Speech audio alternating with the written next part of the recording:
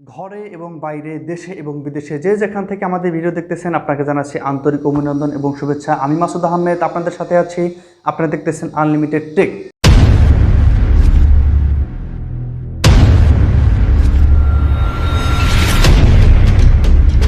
আজকে বিস্তারিত আলোচনা করব মোবাইল ফোন আমাদের কাছে কেন এত গুরুত্বপূর্ণ, মোবাইল ফোনের প্রতি আমরা কেন এত বেশি ঝুঁকে পড়েছি, মোবাইল ফোনের হিস্টোরি, মোবাইল ফোন কিভাবে আসলো, কবে আসলো, মোবাইল ফোনে কার কার কাজ কমিয়ে দিয়েছে, আমাদের এত সহজলভ্য কিভাবে করেছে, কেন করেছে, সমস্ত কিছু নিয়ে আজকে আলোচনা হবে। ভিডিওটা অবশ্যই শেষ পর্যন্ত দেখবেন। প্রথমেই বলবো মোবাইল ফোন কবে আসলো। মোবাইল ফোনের উদ্ভাবন হয়েছিল প্রথমে 1973 সালে নিউ ইয়র্ক শহরে।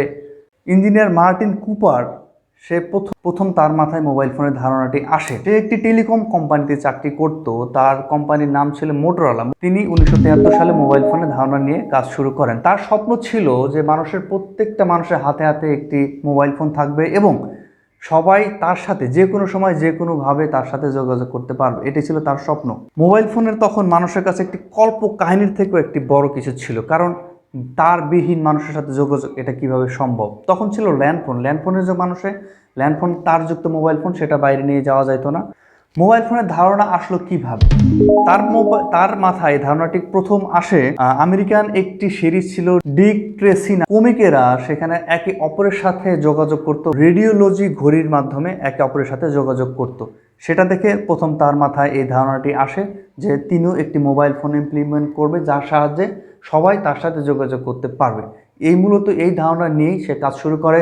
তার কোম্পানিতে 30 জনের একটি টিম নিয়ে তার নেতৃত্বে কাজটি শুরু হয় এবং মাত্র 30 দিনেই সে কাজটি সফল হয়। প্রথম মোবাইলের সাইজ ছিল 10 ইঞ্চি লম্বা, 2 ইঞ্চি চওড়া, 4 ইঞ্চি পুরুত্ব এবং তার ওজন ছিল 1 কেজিরও একটু উপরে। সে ফোনে 20 মিনিট কথা বলে চার্জ শেষ হয়ে যেত। বাজারজাত করতে তাদের 10 বছর সময় লেগে যায়। প্রথম 1983 সালে প্রথম বাজারে আসে মোবাইলের মডেল ডায়না TAC 800।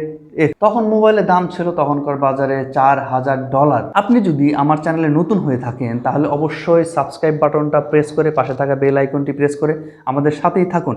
আর যদি অলরেডি সাবস্ক্রাইব করে থাকেন তাহলে আপনাকে অসংখ্য ধন্যবাদ। আমাদের সাথে থাকলে আপনি প্রতিনিয়ত ইনফরমেটিভ তথ্য, নতুন টেকনোলজি, নিউজের সমস্ত কিছু সবার আগে আমাদের চ্যানেলে পাবেন।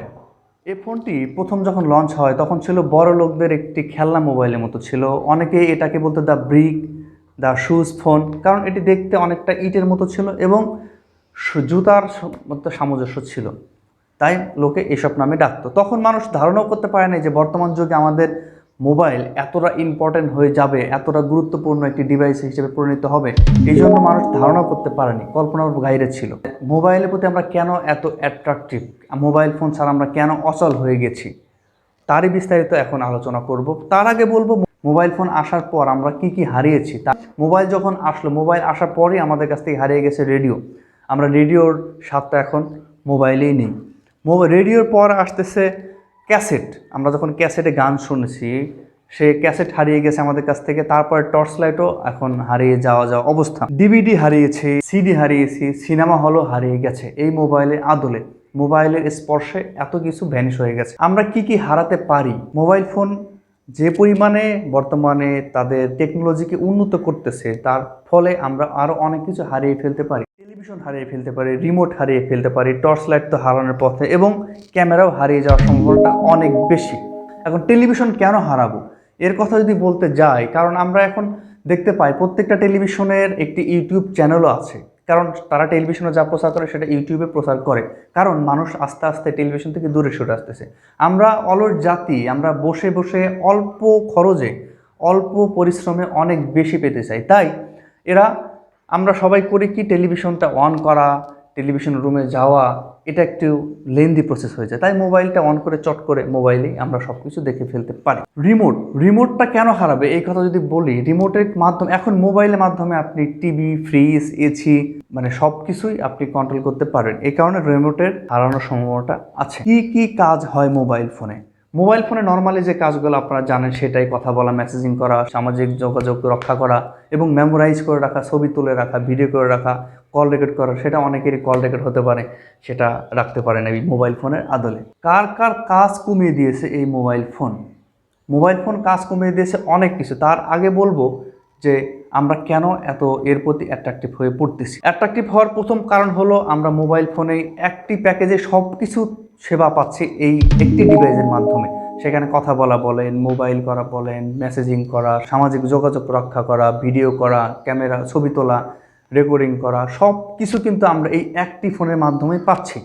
এই কারণে আমরা আরও বেশি অ্যাট্রাকটিভ হয়ে যাচ্ছি এই ফোনের প্রতি। তারপরে আরও অনেক কাজ আছে যেগুলা ভার্চুয়ালি যে মিটিং করা এবং আপনার অনলাইন ক্লাস করা, অফিসের যাবতীয় কাজ কিন্তু এখন এই মোবাইল ফোনে করা যাচ্ছে। এই কারণে আমরা আরও বেশি মোবাইলের প্রতি ঝুঁকে যাচ্ছে এবং মোবাইল একটি অপরিহার্য বস্তু হয়ে গেছে আমাদের কাছে। কার কার কাজ কমিয়ে দিচ্ছে এই মোবাইল ফোন? প্রথমত কাজ কমিয়ে দিচ্ছে কম্পিউটার, ল্যাপটপ, এদের কাজ কিন্তু অনেকটাই কমিয়ে দিচ্ছে এই মোবাইল ফোন। এই মোবাইল ফোনে এখন কম্পিউটার, ল্যাপটপের অনেক কাজ মোবাইল ফোনে করা যায়, অধিকাংশ কাজই। তাই মোবাইল ফোনে বেশি আমরা ঝুঁকতেছি। আরও একটি কারণ হলো অফিসের আপনার গুরুত্বপূর্ণ ডকুমেন্টস ফাইল বলেন, অফিসের যাবতীয় ছোটোখাটো যাবতীয় কাজগুলো আমরা এই মোবাইল ফোনে করে ফেলতে পারি। অফিসের মিটিং কিন্তু জয়েন করতে পারি এই মোবাইল ফোনের মাধ্যমে। এসবের কাজ অনেকটাই কমিয়ে দিয়েছে এই মোবাইল ফোন। এই জন্য আমরা বেশি বেশি মোবাইল ফোনের দিকে ঝুঁকি। এটা কি আসলে কতটুকু গুরুত্বপূর্ণ? আমরা কি আসলে মোবাইল ফোনে ঝুঁকে পড়তেছি, না আমাদের ঝুঁকে ফেলাই দেওয়া হচ্ছে, না আমরা নিজে ইচ্ছা করে যাচ্ছি? এটা আসলে তিনটাই। আমরা চাই অল্প পরিশ্রমে, অল্প খরচে বেশি ফ্যাসিলিটি। পরিশ্রম না করে যদি কোনো কিছু পাওয়া যায় তাহলে কেন পরিশ্রম করবে? আর মোবাইল ফোন কোম্পানিগুলো এমন অ্যাট্রাকটিভ অফার, এত নাম্বারিং দিয়ে আমাদের কাছে মার্কেটিং করতেছে, যে কারণে আমরা বাধ্য হচ্ছি মোবাইলটি কেনার জন্য। বাধ্য হচ্ছে বলতে বাধ্য করা হচ্ছে যে এই কাজ করতে পারবেন, সেটা করতে পারবেন, ক্যামেরা আছে, ভিডিও আছে, এটা সেটা, 400 মেগাপিক্সেল ক্যামেরা, 600 মেগাপিক্সেল ক্যামেরা, এত নাম্বার দিয়ে আমাদেরকে বোকা বানানো হচ্ছে এবং আমরা বোকা হচ্ছি, হতে অভ্যস্ত, আমরা বোকা হতে ভালোবাসি। তাই কোম্পানিগুলো আমাদের মাথায় বসে কাঁঠাল ভেঙে খাচ্ছে। তো আজকে অনেক কথা হলো, আপনাকে অসংখ্য ধন্যবাদ। আমাদের ভিডিও থেকে যদি কোনো কিছু আপনার ভালো লেগে থাকে তাহলে অবশ্যই কমেন্টে জানাবেন, আর খারাপ লাগলে কমেন্টগুলোকে জানাবেন। ভিডিওটা ভালো লাগলে অবশ্যই লাইক, খারাপ লাগলে ডিসলাইক করে জানাবেন, জানাতে ভুলবেন না। ভালো থাকবেন, সুস্থ থাকবেন, এই কামনায় আজকের মতো বিদায়।